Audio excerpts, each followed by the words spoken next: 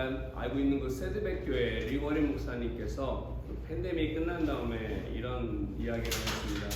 오늘날 많은 미국 현대교회, 미국 교회들의 모습들을 이렇게 보다 보니까 문제가 있는데, 물론 예전에도 있었지만 현대 많은 교회 크리스천들의 삶과 교회의 문제 두 가지를 지적했습니다. 하나는 아직도 교회 안에 팽팽한 개인주의가 있다는 것입니다.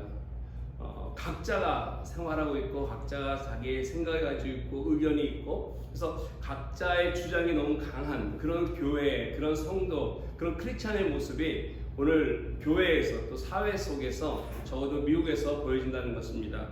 두 번째는 이런 개인주의로 인해서 이 교회가 사회와 격리된 그러한 모습을 가지고 있다는 것입니다.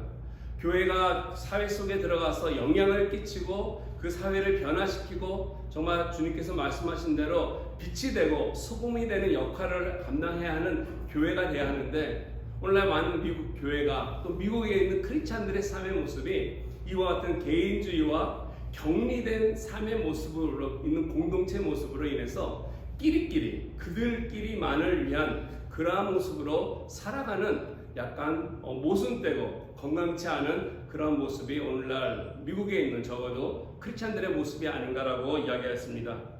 나만 챙기면 된다고 하는 이런 개인주의, 그러다 보니까 상대방과 서로 이렇게 부딪히지 않고자 하고, 그래서 격리하는 이런 서로가 대립하지 않고자 하는 이런 것이 어떻게 보면은 서로의 권리를 인정해 주는 건 좋으나 이런 거리다 보니까 하나가 되지 못하는 이런 안타까운 모습들이 교회 안에서 생긴다는 것입니다.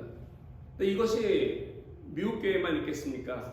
오늘날 살고 있는 이 사회 자체가 그러다 보니까 우리 한국 교회도 마찬가지고 저와 여러분들의 삶 속에서도 알게 모르게 우리들의 나를 내세우고자 하는 나만을 위한 이런 이기적이고 개인적인 이런 생각들이 우리에게 있다는 사실입니다.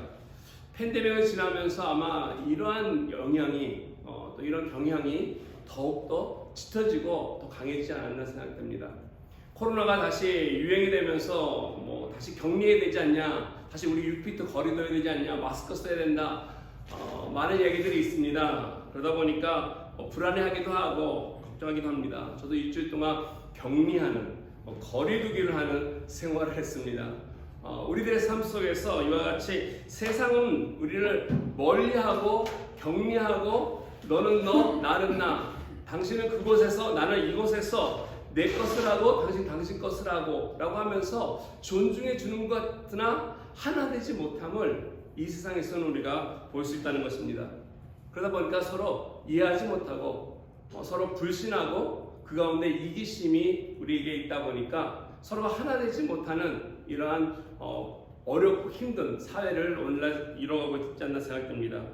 세상이 그렇다고 해서 또 이러한 삐딱한 건강치 못한 모습으로 지금까지 교회가 문제를 가지고 살아간다고 해서 우리가 똑같은 모습으로 손을 놓고 같이 이와 같이 거리를 두면서 살아가야 되겠습니까? 성경은 그렇게 얘기하고 있지 않습니다. 성경은 늘 우리를 성령 안에서 하나님께서 주신 성령을 통해서 계속 끊임없이 격리가 아니라 거리 두는 것이 아니라 하나 되기에 힘쓰라라고 우리에게 권면하고 있습니다. 하나님 안에서 하나 될 것을 강조하고 있습니다. 이것이 바로 우리가 예수 믿고 살아가는 크리스찬들의 삶의 본질이 여기 있기 때문에 그렇습니다. 원래 우리는 죄로 인해서 하나님과 분리되었던 불행한 인생을 살아갔던 사람들입니다. 하나님과 분리했던 것을 하나님께서 귀하고 놀라우신 은혜로 말미암아 하나 되게 하셨는데, 성경이 말씀하고 계시는 이와 같은 하나됨을 이룬 참된 크리스찬 삶의 본질을 우리는 성령 안에서 하나 되기 위해서 힘쓰며 살아가야 할 것입니다. 아멘. 하나님께서 예수 그리스도를 이 땅에 보내신 이유가 무엇이겠습니까? 하나님과 하나 되어서 우리 가운데 막혀 있었던 이런 돌과 같은 담과 같은 것을 허물고, 그리고 우리의 죄와 모든 것을 없애시고 복음을 통해서 성령으로 하나 되기 위해서 오셨다는 것이 바로 우리 하나님의 놀랍고 큰 은혜 가운데 있었던 목적이 아니겠습니까? 어떻게 하면 우리가 건강하게 정말 거리 두기가 아니라 다른 사람들과 또 교회가 이 사회 속에서 또 우리가 그 일원으로서 공동체로서 하나를 이뤄가면서 거리를 두는 것이 아니라 좀 더 거리를 좁혀가면서 이해하고 한 발짝 나아가면서 살아갈 수 있을까 한번 생각해 보기 원합니다. 그렇게 살아갈 때 진정 하나님께서 원하시는 하나됨에 대한 귀한 열매들이 우리 삶 속에서 맺혀지는 것을 경험하고 볼 수 있을 것입니다. 어떻게 해야만이 하나님이 말씀하시는 참된 사랑 안에서 하나를 이뤄갈 수 있는지 오늘 본문을 통해서 사도 바울은 잘 권면해 주고 있습니다. 오늘 특히 고린도서의 오늘 본문은 1장 계속 이어져 오고 있지만 1장 전체가 그렇습니다. 사도 바울이 사실 지금 기쁨에 들떠서 사실 이 편지를 쓰고 있는 것입니다. 마음에도 감사해서 이 편지를 답변하고 있다는 것입니다. 그래서 1장을 가만히 보면서 사도 바울의 마음을 계속 여쭤봤습니다. 사도 바울의 마음을 이렇게 자꾸 들여다보면은 너무 흥분되어서 그의 기쁨과 그 즐거움을 어떻게 주체할 줄 모르는 이러한 마음들이 엿보입니다. 그래서 지금도 오늘 본문도 마찬가지로 바울이 얼마나 이 고린도 사람들을 그들을 사랑하고 있는지 그들에 대한 사랑의 고백이 오늘 본문에 잘 표현되고 있다는 것입니다. 이미 지난주 몇 주 동안에 말씀드린 것처럼 약간 배경들을 말씀드리지 않았습니까? 사도 바울과 고린도 교회 사이에 뭔가 알지 못하게 서로 이렇게 어긋나는 오해가 생겼던 것 같습니다. 그래서 갈등이 있었고요. 이런 갈등으로 인해서 좀 다툼도 있었던 것 같습니다. 무슨 문제들을 해결하기도 했었지만 그 문제를 해결하는 것 외에도 뭔가 서로 하나가 되지 못했던, 뭔가 뜻을 같이 하지 못했던 이런 문제들이 있었던 것 같습니다. 그럼에도 불구하고 이런 불신이 서로 이렇게 싹트고 있었고 다툼이 있었지만 그럼에도 사도 바울은 어떻게 해서든지 이 고린도 성도들과 하나 되고자 그들과 분리되는 것이 아니라 어떻게 하면 함께 가고자 하는 마음을 좁히기 위해서 열심히 애쓰는 모습을 잘 보여주고 있습니다. 오늘 23절 말씀을 잠시 보시면 이렇게 얘기합니다. 내가 내 목숨을 걸고 하나님을 불러 증언하시게 하노니 내가 다시 고린도에 가지 아니한 것은 너희를 아끼려 함이라. 내가 너희를 위해서 다시 고린도에 가지 아니하였다라고 얘기하고 있습니다. 사실 사도 바울이 고린도를 전서를 이제 문제들을 이렇게 있다는 걸 듣고 고린도전서를 써서 보냈습니다.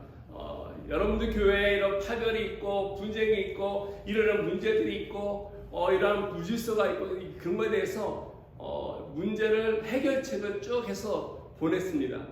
보내놓고도 바울이 마음이 좀 급했는지 달려갔습니다. 고린도에 갔는데 웬일입니까? 이 고린도 사람들이 특히 그 교회 안에 대적자들이 반대했던 세력들이 이 바울이 교회조차도 들어오지 못하도록 막은 것입니다. 오히려 교회 바깥에서 아주 창피를 주고 수모를 주고 쫓아냈다는 것입니다. 그걸로 인해서 이 문제를 해결해 주기 위해서 고린도전서 썼음에도 불구하고 그리고 갔음에도 불구하고 이 문제가 더 악화됐고 관계가 고린도 교인들과 바울과 더 심했다는 것입니다. 그래서 들어가지 못하고 쫓겨났던 이러한 문제로 인해서 어쩔 수 없이 고린도까지 갔다가 돌아오게 되었습니다. 그래서 그 마음속에 바울은 여러 가지 생각이 있었겠죠. 빨리 문제를 해결하고 싶기도 하고 가서 당했던 이런 수모로 인해서 화도 났을 것이고 내가 그래도 그 교회를 개척한 자고 그들이 지도했던 리더고 목회자고 사도인데 라고 하는 여러 가지 그런 것들이 있었음에도 불구하고 다시 또 가지 아니하고 그거는 뭘 하냐면은 한 통의 편지를 쓰기로 결심을 합니다. 그래서 사도 바울이 23절 오늘 말씀 보면 내가 고린도를 가지 않는 이유 하면서 이건 너희들을 아끼려 함이라. 고린도전서를 쓰고요. 쓰고 나서 편지를 하나 썼습니다. 썼는데 그 편지에 썼는데 뭐냐면 내가 다시 가지 않는 이유가 너희를 아끼려 한다. 이게 바로 사도 바울의 의도가 여기 있었습니다. 내가 내 성격대로라면은 화가 불같이 나서 정말 내가 숨어당해서 돌아왔지만 참지 못해 다시 가서 반대했던 그 사람들과 한바탕 붙어서 정말 다퉈보고 싶다. 너희와 함께 뭔가 해결해서 뭔가 문제를 해결하고 그러다 보면은 서로 관계가 깨질 수도 있고요, 다칠 수도 있고요, 어려워질 수도 있기 때문에 바울이 생각하기를 내가 가지 않는 이유는 그러한 일을 피하고 싶다는 것입니다. 내가 다시 고린도를 가지 않는 것은 너희들을 마음 상하게 하고 싶지 않고 다치게 하고 싶지 않기 때문에 내가 가지 않겠다 그러면서 내가 방문을 한번 연기하겠다라고 하는 것을 오늘 본문 속에서 얘기합니다. 아마 이것은 바울이 참 지혜롭게 일을 해결한 것 같습니다. 화가 나고 급하고 그래서 정말 뭔가 빨리 문제를 해결하고 싶은데 이럴 때 급히 달려가지 않냐고 오히려 카운트다운, 쿨다운 해가지고 쿨다운해서 그가 차근차근 하나님 앞에 어떻게 이것을 해결할 것인가 지혜를 구하고 나서 한 것이 바로 한 편의 편지를 썼다는 것입니다. 이 편지에는 바울이 경험했던 그 마음속에 고린도 사람들 향한 그 진심이 담겨져 있는 편지였고요. 그가 당했던 아픔과 여러 가지 상황을 잘 설명이 되어 있는 이런 편지입니다. 4절 말씀에 보면은 그것을 눈물로 쓴 편지라고 언급을 하고 있습니다. 그만큼 사도 바울이 이들 향해서 두 번째 쓴 편지가 바울의 진심을 담겨서 간절하게 쓴 편지인데 이것은 에베소에 와서요 있으면서 쓰였고 디도페노로 고린도에게 보내진 것입니다. 근데 안타깝게도 이 눈물의 편지라고 불리는 이 편지가 남아있지 않다는 것입니다. 아마 제가 고린도 전서를 처음에 시작하면서 아마 언급한 것 같습니다. 고린도 교회에게 쓴 편지가 모두 4개입니다. 4개의 서신을 썼는데 고린도 전서를 쓰기 전에 편지를 하나 쓴 적이 있습니다.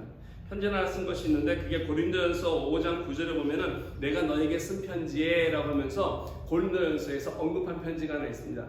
그 전에 쓴 편지죠. 근데 그 편지가 우리에게 남아있지 않습니다. 남아있지 않고요. 그 다음에 쓴 편지가 바로 두 번째 쓴 것이 고린도전서입니다. 그래서 그들로부터 여러 가지 문제가 있음을 듣고 그 문제에 대해서 쓴 것이 두 번째 편지고 세 번째 편지가 오늘 본문에 소개되고 있는 그들에게 다시 가서 좀 뭔가 하려다가 그걸 좀 참고 지혜를 구하면서 그의 마음에 진심을 담아서 눈물로 그들에게 호소해서 쓴 편지, 이 눈물의 편지가 세 번째 편지입니다. 그리고 마지막 네 번째가 우리가 함께 오늘 말씀 나누고 있는 고린도 후서가 네 번째 편지가 되는 것입니다. 근데 안타깝게 우리 신약 성경에는 이 네 편지 중에서 고린도 전서와 후서만 이렇게 남게 되었습니다. 오늘 4절에 보시면은 그 세 번째 편지, 우리가 갖고 있지 않는 세 번째 편지를 보낸 이유를 잘 밝히고 있습니다. 여기 보니까 오직 내가 너희를 향하여 넘치는 사랑이 있음은 너희로 알게 하려 함이라. 쉽게 얘기하면 내가 너희들을 얼마나 사랑하고 있는지 너희들이 아느냐. 내가 내 마음속에 너희들과 불화가 있었고 어떤 불신이 있었고 다툼이 있었고 오해가 있었을 정도는 내 마음에 너희들이 향한 사랑은 변함이 없다는 것입니다. 너는 똑같이 너희들을 사랑하고 있음을 그들에게 전달하기 위해서 이 편지를 썼습니다. 좀 전에 말씀드린 것처럼 고린도 사람들과 지도자들이 누군가와 문제를 해결하는 과정 속에 이런 어려움들이 있었던 것 같습니다. 오해를 샀던 것 같습니다. 그러다 보니까 생각이 달랐고 마음이 달랐고 아마 뜻도 달랐을 것입니다. 여러 가지로 함께 만나서 이야기하면서 풀었어야 되는데 사실 바울은 에베소에 있었고 이들은 고린도다 보니까 고린도와 에베소는 한 360마일 정도? 이 정도의 큰 거리가 있었고요. 지금이야 차로 가면 금방 갈 수 있겠지만 그 당시에 그 사이에 또 바다가 있었기 때문에 쉽게 왕래할 수 있는 거리가 아니었습니다. 그러다 보니까 여러 가지로 육신적으로 정신적으로 또 사회적으로 그들과 거리가 있다 보니까 마음이 하나 되지 못하고 떨어져 있었기 때문에 오늘 지금 바울이 전하는 메시지가 그것입니다. 내가 비록 너희와 떨어져서 이렇게 여기 와 있지만은 너희들을 향한 내 마음에 있는 이 사랑이라고 하는 것은 변함이 없다는 것입니다. 여전히 너희를 사랑한다라고 하면서 이 메시지를 전하기 위해서 눈물로 호소하는 편지를 그들에게 쓴 것입니다. 저는 여기 보니까 이걸 보면서 우리 크리스찬들의 삶 속에 이런 가치들이 좀 있어야 되지 않을까. 우리 살아보면 부딪힐 때가 있지 않습니까? 본의 아니게 멀어질 때가 있습니다. 서먹서먹할 때도 있죠. 그러나 그럼에도 불구하고 내가 그 사람을 향한 상대방을 향한 뭔가를 향한 그 마음 속에 있는 참된 진실된 사랑이 변질되지 않냐면 문제가 있었음에도 어떤 오해가 있었음에도 불구하고 나눠지고 깨어짐이 있었음에도 불구하고 그 사랑만 변하지 않고 내가 갖고 있다면은 언젠가 그 마음으로 인해서 하나가 되고 그 사랑으로 감싸면서 나갈 때 오히려 그 마음이 회복되며 하나가 되어갈 수 있음을 우리는 볼 수 있습니다. 왜냐하면 그 사랑 안에 예수 그리스도께서 함께 하셔서 성령을 통해서 치유해 나가시기 때문에 그렇습니다. 이런 면에서 오늘날 우리 사회가 점점 거리를 두고 있습니다. 너와 나가 멀어지고 있고요. 이기적이고 있고요. 서로 격리되고 있고요. 그래서 어떻게 하면 우리가 이런 것들을 좀 서로가 좀 풀면서 하나가 되면서 사랑의 거리를 좁힐 수 있을까? 몇 가지 비결을 나누기 원합니다. 첫 번째, 우리가 이런 거리를 좁히기 위해서, 사랑 안에서 거리를 좁히기 위해서 첫 번째 필요한 것은 뭐냐면 동기가 건강해야 한다는 것입니다. 내가 저 사람과 어떠한 동기로 가까이 하려고 하는가? 내가 이 거리를 좁히려고 하는 이유가 무엇인가라는 것입니다. 참된 사랑의 동기는 순수합니다. 사람을 시작한 동기는 순수하고 아름답다는 것입니다. 그런데 동기가 불순하면요, 아무리 겉이 좋아도 오래가지 않고 깨어진다는 것입니다. 이 동기가 불순하기 시작하면은 그것이 바로 악을 행하게 되고 상처가 주는 것입니다. 오늘 24절 말씀 보시면은 바울이 이 방문을 하지 아니하고 방문을 좀 연기하면서 왜 그렇게 했는지를 그 동기를 잘 얘기해주고 있습니다. 4절을 보니까 우리가 너희 믿음을 주관하려는 것이 아니요, 우리가 너희 믿음을 주관하려는 것이 아니다. 오직 너희 믿음을, 너희 기쁨을 돕는 자가 되려 함이니 이는 너희가 믿음에 섰습니다. 여기 주관한다라고 하는 말씀이 있는데 컨트롤한다는 건 아니겠습니까? 내가 뭔가 지배하고 내가 너희들 다스리겠다, 내 마음대로 하겠다라는 것입니다. 컨트롤한다는 거. 이 헬러어로 퀴리에어라고 하는 말인데, 퀴리에어는 우리가 아는 대로 퀴리스, 주님이라고 하는 주라는 단어가 나왔거든요. 이것이 동사가 될 때 퀴리에어가 됩니다. 군림한다는 것이죠. 네, 이런 동기는 좋지 않습니다. 내가 상대방을 이용하려고 하는, 컨트롤하려고 하는, 지배하고 그를 내가 악용하려고 하는 이런 마음이 있다면은 그 관계는 오래가지 않다는 것이죠. 내가 뭔가 이득을 취하기 위해서 가까이 한다? 이런 마음으로 누군가의 관계를 맺기 시작하면 깨지고 상할 수밖에 없는 것입니다. 오늘 바울의 마음은 이것입니다. 내가 너희들을 향해서 갖고 있는 마음은 이것이다. 내가 너희들을 지배하고자 하지 않는다. 내가 너희들에게 이래라 저래라 컨트롤하려고 하는 것이 아니다라는 것입니다. 오히려 나는 너희들에게 기쁨을 주기 위해서, 너희들이 예수 믿는 가운데서 교회가 기쁨 가운데 나아가기 위해서 이걸 돕는 자가 되려 함이라 하면서 오늘 말씀을 하고 있습니다. 너희가 기쁨을 갖고 신앙생활하기 위해서, 그 가운데서 기쁨으로 교회를 지키는데 아름답게 섬길 수 있게 하기 위해서, 그 섬기기 위해서 내가 이 편지를 쓴다라고 하는 그의 마음속에 있는 동기를 잘 밝히고 있습니다. 사실 바울은 사도였습니다. 그리고 그 교회를 개척한 사람이었습니다. 누구보다도 그 교회에 대한 권위를 얘기한다면 바울이 아마 제일 먼저 1차적으로 언급이 되어야 할 것이었습니다. 성도들을 향해서 책망할 수 있었고요, 지시할 수 있었고요, 지도할 수 있었습니다. 그러나 바울은 그렇게 하지 않았습니다. 오늘 보니까 그는 나는 너희들을 컨트롤해야 도와주는 자가 되고 싶다, 너희들을 섬기는 자가 되고 싶다라고 하면서 교회에 어려움이 있었음에도 불구하고 그가 하고자 했던 것은 이런 어려움 속에서도 그들이 기쁨을 회복하고 그들이 하나님 앞에 바로 설 수 있도록 섬기기 위해서 나아가는 자세가 있었기 때문에 아무래도 그들 가운데 있었던 불화가 해결이 되고 회복이 됐던 것 같습니다. 우리 모두 우리 상대를 향해서 어떤 관계를 가지고서 여러분 맺고 있습니까?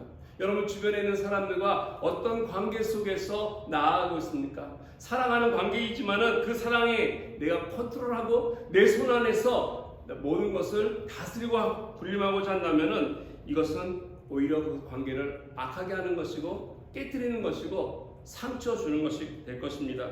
모든 것을 내려놓고 오히려 그를 향해서 진정으로 섬기려 할 때, 그가 하나님 앞에 축복받고 복되게 하기 위해서 때 그 관계가 아름답게 서로가 이뤄가는 것이고 하나 되어가는 열매를 그 가운데서 우리가 맛보게 될 것입니다.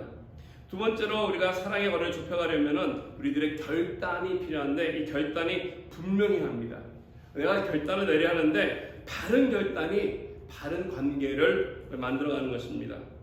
오늘 2장 1절에 보시면은 고린도 교회를 향해서 사도 바울은 이러한 결단을 합니다. 결심을 내리는데 다음과 같이 소개하고 있습니다. 내가 다시는 너에게 근심 중에 나가지 아니하기로 스스로 결심하였다. 내가 다시는 너희들에게 근심 중에 나가지 않는다. 이게 근심 중에 나간다라고 하는 것은 저번에 말씀드린 것처럼 방문한다는 거죠. 어려움 중에 방문한다는 것을 뜻하고 있습니다. 먼저 고린도전서 보내고 나서 기다리지 못하고 가지 않았습니까? 기다리지 못하고 가서 불수 방문해서 문제를 해결하려다 보니까 그걸로 인해서 본인도 상처받고요. 또 그곳에 있는 사람들에게도 상처를 주고 뭔가 좋지 않은 이런 어려움들을 만들 바람에 서로에게 데미지가 입었던 것 같습니다.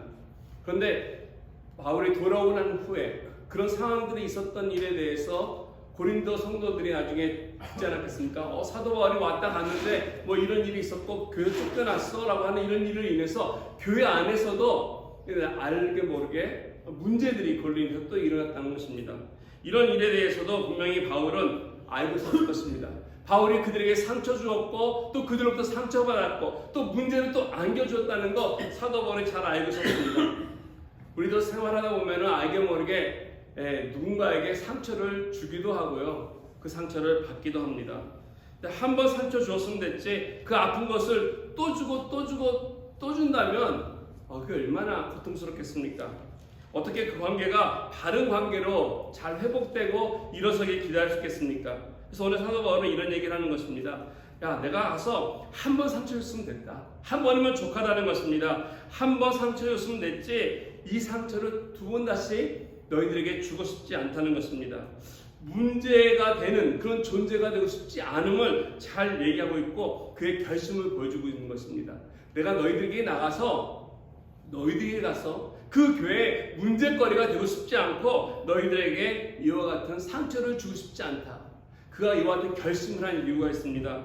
이어지는 2절 말씀에 보면 그 이유를 밝히고 있는데 이렇게 얘기합니다. 내가 너희를 근심하게 한다면 내가 근심하게 한 자밖에 나를 기쁘게 할 자가 누구냐? 우리 개혁 성경으로 보면 약간 좀 이해가 좀 안 되는데요. 쉬운 성경에 보니까 이렇게 나와 있습니다. 내가 여러분들의 마음을 아프게 한다면 내가 슬프게 한 여러분들 이외에 나를 기쁘게 해줄 사람이 또 누가 있겠습니까? 좀 더 의역하면 이것입니다. 너희들이 지금 나를 도와주고 지금까지 나를 아껴주고 나를 섬겨주고 사랑했는데 내가 여러분들을 마음 아프게 한다면 내가 그게 도리겠느냐?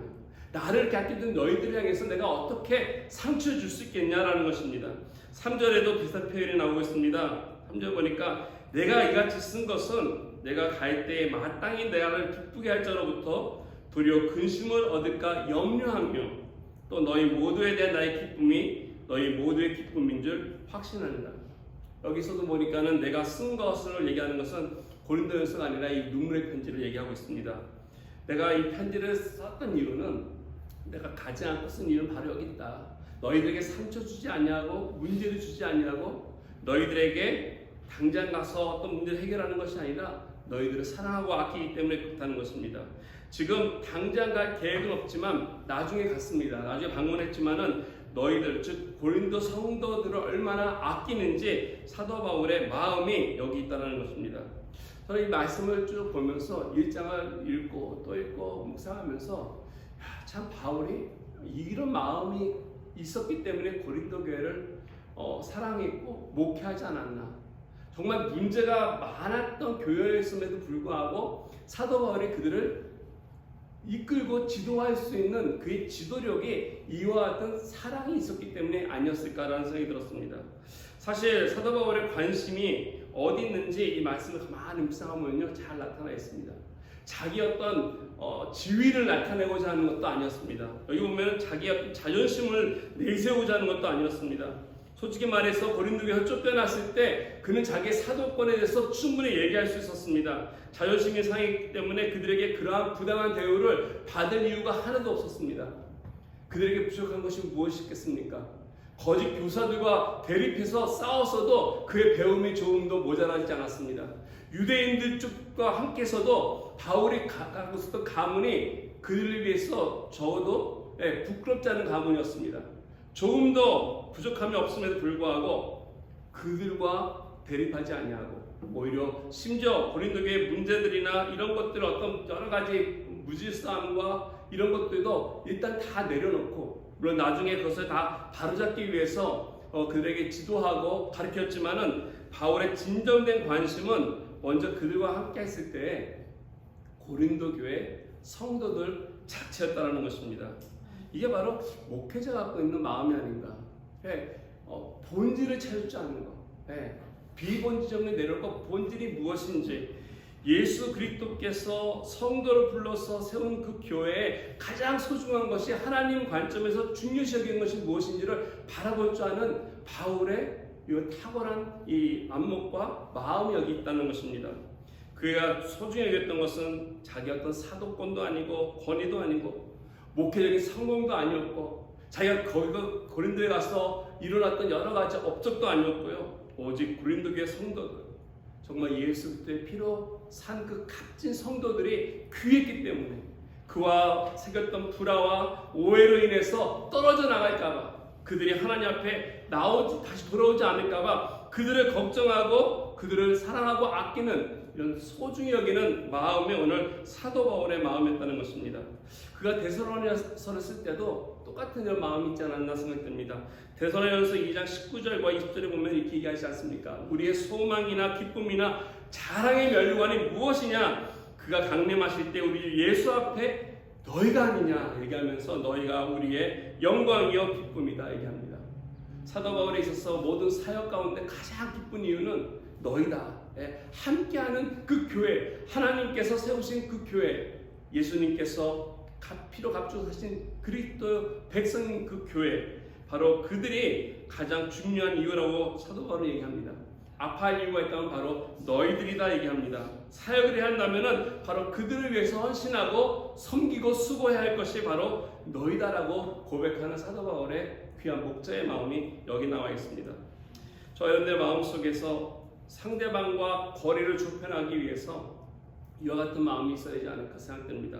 상대를 소중히 여기는 마음, 이 세상에서 그 누구와도 바꿀 수 없는 정도로 아끼는 마음이 상대방에게 전달될 때 우리가 상처 주지 아니하고 오히려 주려고 했던 상처들이 회복되고 치유되고 그리고 거리가 좁혀져 나간다는 것입니다. 사도 바울은 다시는 근심으로 나가지 않겠다는 결심을 한 이유가 여기 있다는 것이죠. 내가 다시 너희들을 아프게 하지 않겠다. 두 번 다시 너희들이 아파하는 거, 나와 어떤 문제가 되는 거, 불신이 생기는 거, 이것은 내가 피하겠다라는 것을 그는 결단하고 나가지 아니하고 스톱했다라는 것이죠. 우리들에게도 이런 결단들이 있어야 하지 않을까 생각됩니다.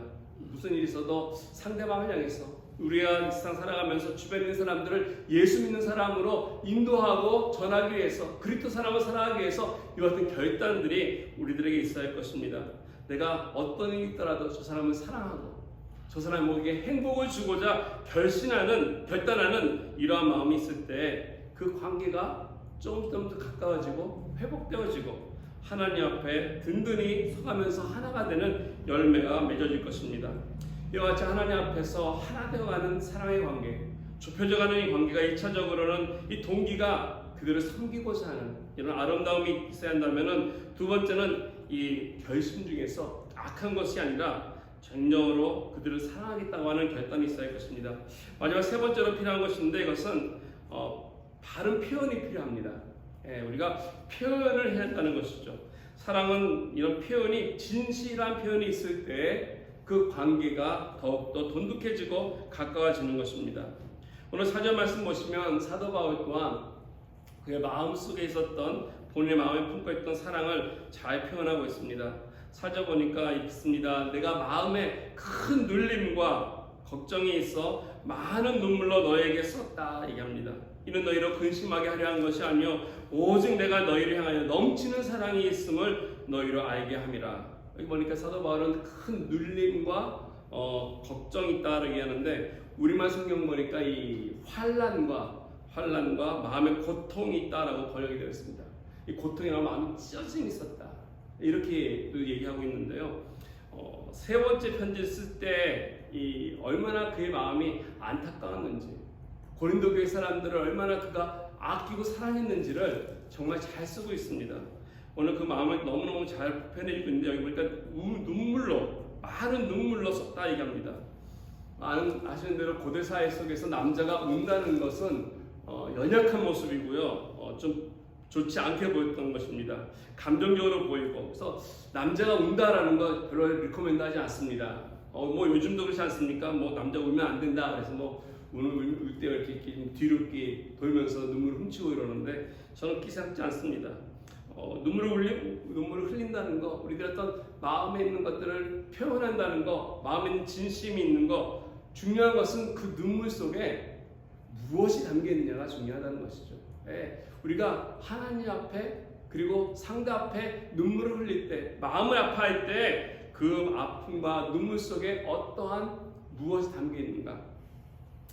Why Men Lie and Why Women Cry라고 하는 재밌는 제목의 책이 있습니다. 이 책에 보니까 저자가 이런 말을 했습니다. 여자들은 상대방을 정신적으로 협박하기 위해서 여자들은 눈물을 흘리는 경우가 많다라고 적었습니다. 여러분 동의하는지 모르겠습니다. 저는 동의하지 않습니다. 사실 남자가 되건 여자가 되건 또 누가 눈물을 흘리건 어떤 눈물이건 아까 말씀드린 것처럼 중요한 것은요, 그 눈물 안에 무엇이 담겨 있느냐, 이게 중요하다는 것입니다. 그 눈물 속에 나의 진심이 담겨 있다면은 그 눈물은 정말로 가치 있는 것이 될 것입니다.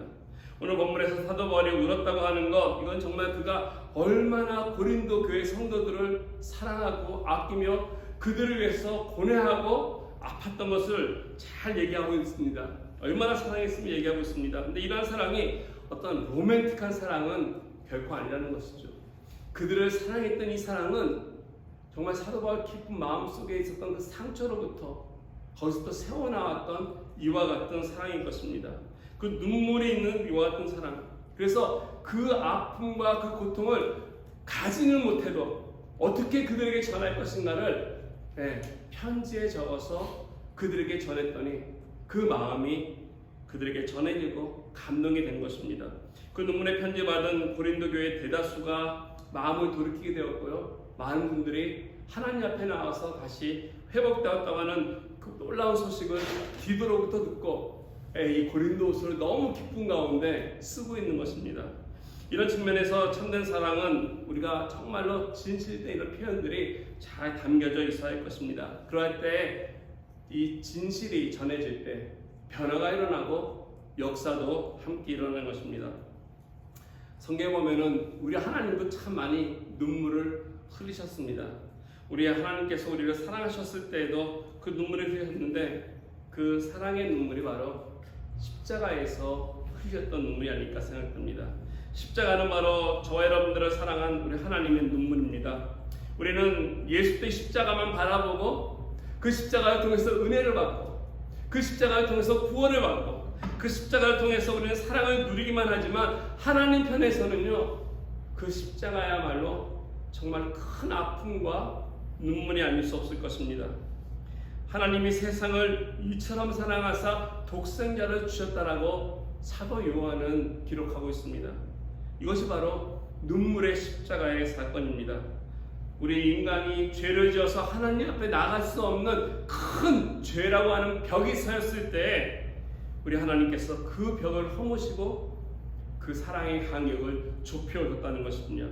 사도 바울은 에베소서 2장에 분명히 말씀하고 있습니다. 우리 가운데 있었던 그 중간에 막힌 담을 허무시고 이방인과 유대인이 하나가 되고 남자와 여자가 하나가 되고 종과 자유자가 하나가 되고 멀었던 자와 또 가까이 있던 자들이 한 하나님의 권속이 되었다, 한 식구가 되었다라고 사도 바울은 이야기하고 있습니다. 이게 바로 십자가를 통해서 일어난 하나님의 사랑의 눈물의 사건이라고 말씀드릴 수 있습니다. 저 여러분의 삶 속에서 이와 같은 참된 회복이 일어나기 원한다면 이와 같은 십자가가 필요합니다.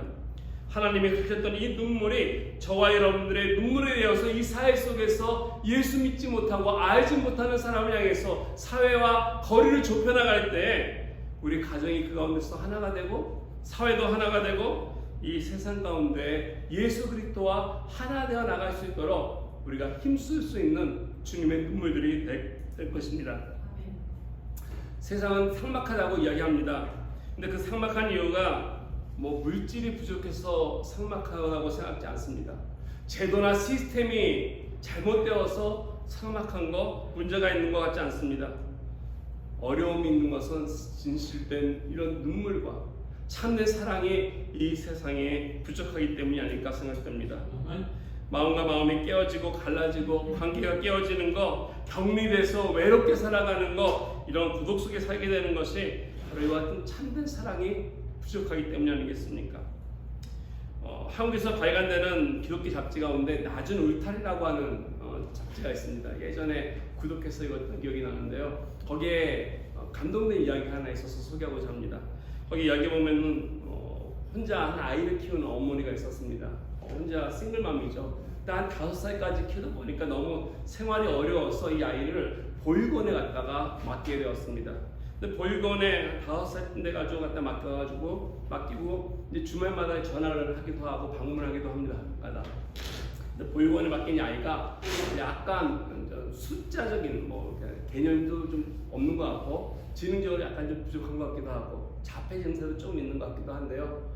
그 보육원에서 이제 담당하는 선생님이 이 아이를 이제 가르치는 시간에 어느 날은 이 화폐, 돈에 대해서 단위의 가치에 대해서 가르쳐주기 위해서 돈을 쭉 넣고 가르칩니다. 이건 10,000원짜리, 이거는 5,000원짜리, 이건 1,000원짜리, 그리고 이거는 500원짜리 동전, 이건 100원짜리 동전, 이건 10원짜리 동전 하면서 쭉 얘기를 하면서 돈을 쭉 하면서 이거를 뭘 살 수 있고 하면서 이제 가르쳐줬습니다.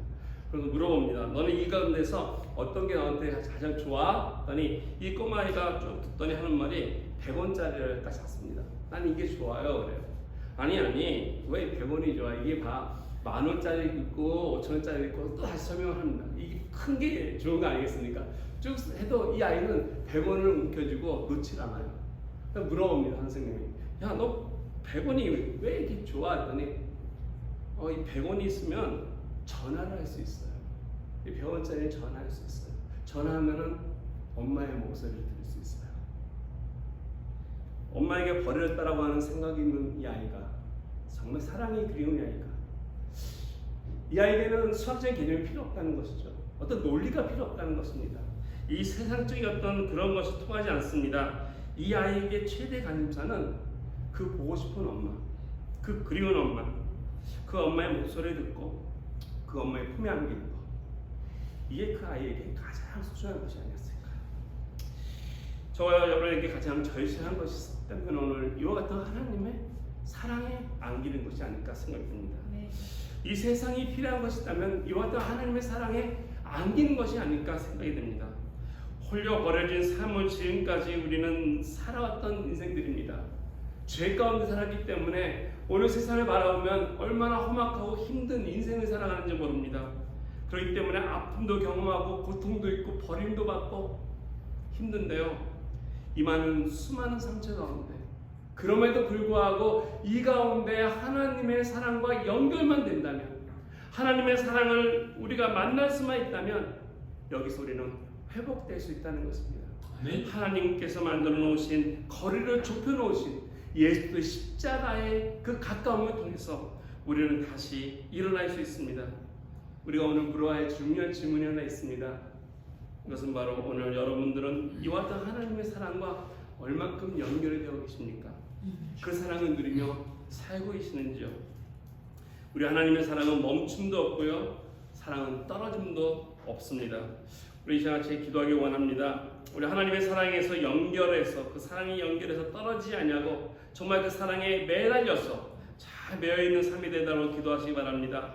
또 우리가 인생 삶에서 본의 아니게 상처 준 사람들, 상처받은 사람들이 있으면은 이제는 그런 일이 반복되지 않도록 결심하고 결단해서 그 사랑으로 하나 되어 갈 수 있도록 하나님께 그 관계가 축복되고 회복될 수 있도록 기도하시기 바랍니다. 그리고 우리의 기도의 동기가 어떤 나의 이익이 아니라 진정으로 섬기고 축복하고 사랑하기 위함이 되기 위한 기도가 되기 위해서 우리 같이 기도하면서 나아가겠습니다. 함께 기도하겠습니다.